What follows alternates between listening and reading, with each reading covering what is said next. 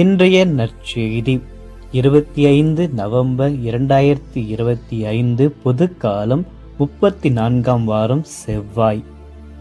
லூக்கா எழுதிய தூய நற்செய்தியிலிருந்து வாசகம். ஆண்டவரை மாட்சி உமக்கே.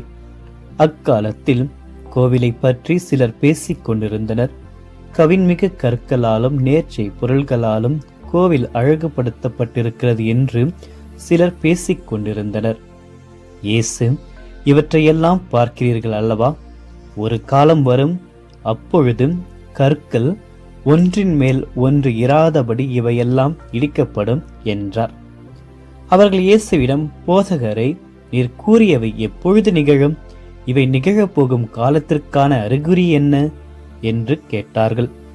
அதற்கு அவர், நீங்கள் ஏமாறாதவாறு பார்த்து கொள்ளுங்கள்.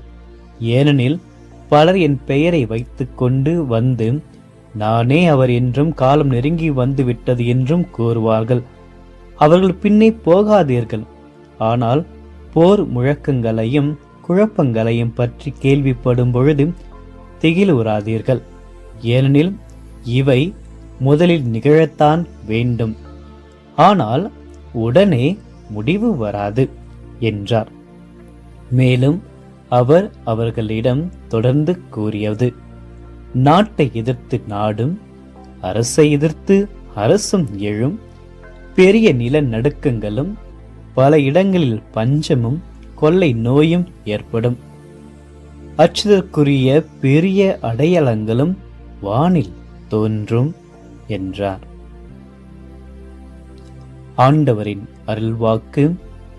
கிறிஸ்துவே உமக்கு புகழ். இறையேசுவில் பிரியமான அன்பு சகோதரமே, தமிழ் கத்தோலிக்க யூடியூப் சேனலின் அன்பு பக்தர்களை, உங்கள் ஒவ்வொருவரையும் இறைவன் நிறைவாக ஆசீர்வதிக்கும்படியாகவும் உங்களுடைய வேண்டுதல் ஒவ்வொன்றையும் நிறைவேற்றி தரும்படியாகவும் உங்களுக்காக என்னுடைய திருப்பலியில் ஜெபிக்கின்றேன்.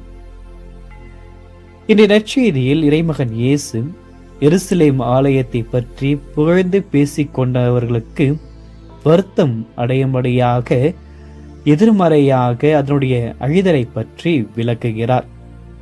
எருசலேம் கோவிலுடைய அழிதலை பற்றி குறிப்பிடுகின்ற பொழுது, இன்று இறைமகன் இயேசு நம் ஒவ்வொருவருக்கும் 3 முக்கிய பாடங்களை நற்செய்தியின் வழியாக நமக்கு பகிர்கின்றார். இறைமகன் முதலாவதாக இந்த உலகத்தை